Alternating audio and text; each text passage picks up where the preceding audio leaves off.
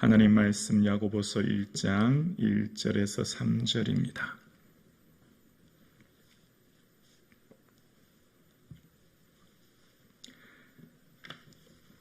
야고보서 1장 1절에서 3절 말씀 함께 합독하시겠습니다.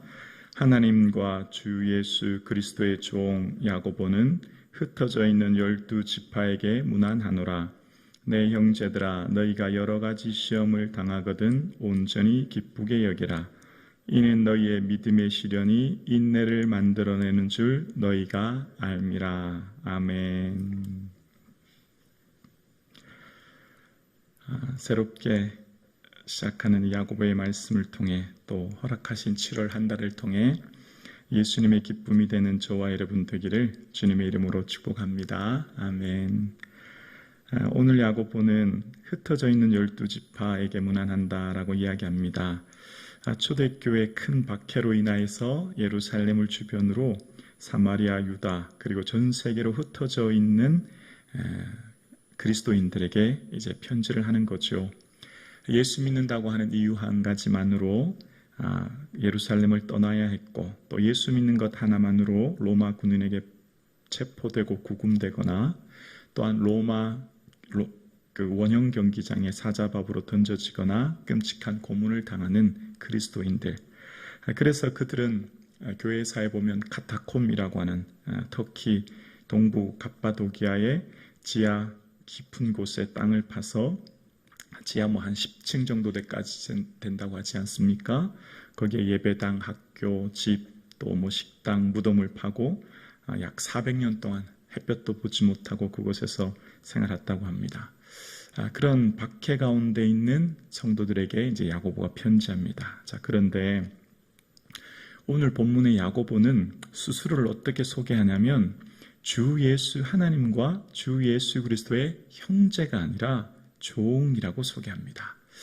오늘 본문에 기록한 야고보는 예수님의 형제 야고보예요. 마태복음 13장 55절에 보면 이는 그의 목수의 아들이 아니냐, 그의 어머니는 마리아, 그의 형제는 야고보, 요셉, 시몬, 유다라 하지 않았느냐라고 이야기합니다. 그러니까 예수님의 육신의 형제가 4명 있었죠. 남자 형제요, 야고보, 요셉, 시몬, 유다 이렇게 4명의 남자 형제가 있었던 거예요. 그때 야고보를 먼저 얘기하는 것으로 보아 아마 예수님의 바로 아랫 동생이 아니었겠나 생각합니다. 이 야고보, 예수님의 형제들은 처음에 예수님의 공생의 기간 동안에는 예수님을 믿지 않았습니다. 어떻게 알 수 있냐면 요한복음 7장 5절에 보면 이는 그의 형제들까지도 예수를 믿지 아니하밀러라 라고 이야기합니다. 그러니까 예수님의 공생의 기간 동안 예수님의 형제들은 예수님을 그리스도로 하나님의 아들로 믿지 않았던 겁니다. 그런데 언제 그들의 삶이 변화되었습니까? 예수님의 부활하실 때 고린도전서 15장에 보면 예수님의 부활하실 때 나타나신 사람들에 대해서 거론을 할 때 게바에게 보이시고 12제자에게와 그 후에 500의 형제에게 일시에 보이셨나니 라고 하면서 그 다음 고린도전서 15장 7절에 보면 그 후에 야고보에게 보이셨으며 그 후에 모든 사도에게와 라고 이야기합니다. 그러니까 그 후에 야고보에게, 즉 예수님의 동생 야고보에게 부활하신 주님이 보이셨고 그로 인해서 야고보는 부활하신 주님을 만난 이후에 사도행전 1장 14절에 여자들과 예수의 어머니 마리아와 예수의 아우와 더불어 마음을 같이하여 오로지 기도에 힘쓰더라 라고 이야기합니다. 예수의 아우들과 더불어, 그러니까 예수님의 형제들이 마가의 다락방에서 성령의 충만함 받기를 기도했고 그때 120명의 성도와 함께 기도하던 중 성령의 충만함을 받게 되었죠. 그러니까 예수님의 공생애 동안에는 예수님에 대해서 그리스도이심을 주이심을 믿지 않던 야고보는 오순절날 성령의 충만한 임재를 받음으로 삶이 새롭게 변화되어진 겁니다. 그리고 아시는 것처럼 사도행전 15장에 보면 예루살렘 총회가 열립니다.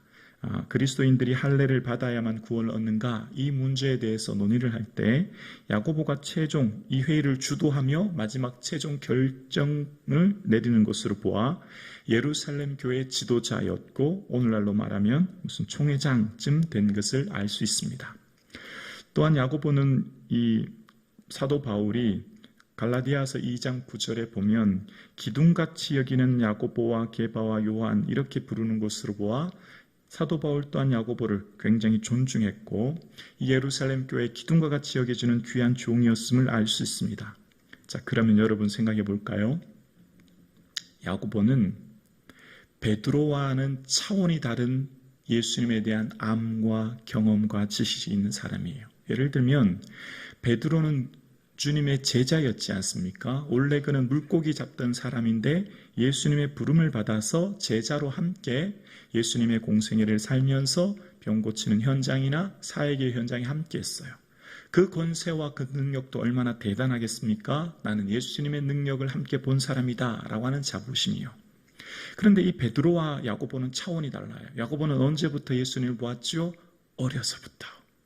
어머니 마리아부터 가정에서 자랄 때부터 예수님의 모든 것을 보았습니다. 그러면 야고보는 얼마든지 내가 예수님에 대해서 자랑할 수 있죠. 내가 말이야 우리 예수님 어렸을 때 봤는데 이렇게 잘하셨어. 내가 예수님의 형제야 라고 얼마든지 얘기할 수 있죠. 여러분 생각해 보십시오. 베드로는 제자로 부름받았고 바울은 다메섹에서 환상 중에 예수님 나타나셔서 잠시 만났지 않습니까? 근데 야고보는 어떻습니까? 어려서부터 함께 장난치고 물놀이하고 잘하고 했던 사람이 야고보예요. 그러면 야고보는 얼마든지 예수님에 대해서 충분히 자랑할 수 있고 어쩌면 내 약간의 교만처럼 내 의처럼 내가 왕년에 예수님하고 자랄 때 이런 일이 있었어라고 나를 드러낼 수 있죠. 그럼 오늘 편지를 쓸 때도 충분히 하나님과 예수 그리스도의 형제 야고보라고 쓸 수 있죠. 나는 충분히 육신의 형제였고 예수님에 대해서 잘 알고 있으니까요. 어떻게 쓰고 있습니까? 예수 그리스도의 종이라고 씁니다. 예수님을 제대로 만난 사람, 예수님을 인격적으로 만난 사람, 예수님을 참으로 나의 주라고 고백하는 사람은 결코 교만하지 않습니다. 나를 드러내지 않습니다. 설익은 사람, 덜 된 사람, 속이 좀 덜 찬 사람, 예수님 제대로 만나지 않은 사람, 내 교만은 내 의가 나타나죠. 그러니까 마치 바울도 내가 부득불 자랑하려니 내가 약한 것을 자랑하리라 라고 했던 사도 바울처럼 정말 제대로 인격적으로 주님을 만나고 주님을 온전히 안 사람은 나를 낮추는 거지요. 로마 시대의 종이 가장 비참한 사람입니다. 모두가 피하고 싶은 사람이 종이에요. 또한 예수님에 대해서 얼마든지 내가 자랑할 수 있고 내가 이야기할 수 있지만 그렇게 하지 않습니다. 자신을 종이라고 낮춥니다. 오늘 이 새벽 예배 드리시는 사랑하는 성도님, 내가 예수 그리스도의 종 되어질 수 있기를 주 이름으로 축원합니다. 이것이 특권이에요. 이것이 축복이에요. 알고 보면 이것이 가장 큰 영광이에요. 이것이 하나님 나라 앞에 섰을 때 하나님 앞에서 나타낼 최고의 내 의의가 되는 것입니다. 낮아집시다. 더 낮아집시다. 더 나를 낮추십시다. 최대한 나를 낮춰서 나의 완전한 의, 나의 모든 교만, 나의 모든 자존심, 내 모든 것까지 부서지고 깨어지고 낮아져서 더 이상 낮아질 때까지 없을 때까지 낮아지는 저와 여러분 되기를 주 이름으로 축원합니다. 그 사람을 하나님 높이시는 거예요. 그 사람 들어 쓰시는 거예요. 그 사람 기뻐하는 거예요.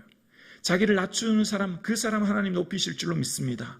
야고보는 충분히 자신을 높일 수 있고 예수님에 대해서 자랑할 수 있고 예수님에 대해서 얼마든지 얘기할 수 있지만 그렇게 하지 않습니다. 야고보서의 그 어디에도 예수님에 대한 자기의 의를 드러내지 않습니다. 이런 사람이야말로 진정 주님을 만난 사람인 거지요. 오늘 함께 새벽 예배 드리시는 사랑하는 성도님, 이제 야고보를 함께 묵상합니다. 우리가 왜 야고보를 묵상합니까? 낮아지자고요. 겸손해지자고요. 부서지자고요. 깨어지자고요. 나는 온데간데 없고 내 모습 속에서 예수 그리스도만 나타날 수 있기를 주의 이름으로 축원합니다. 그 삶이 진정 주님이 기뻐하는 삶이요, 그 삶이 이 시대 주님이 찾으시는 믿음의 사람인 줄로 믿습니다. 주님께서 찾으시는 그 단 한 사람이 오늘 저와 여러분 되기를 주의 이름으로 축원합니다. 주님 찾으시는 그 한 교회, 주목하시는 교회가 성북중앙교회가 될 수 있기를 주님의 이름으로 축원합니다. 기도드리겠습니다.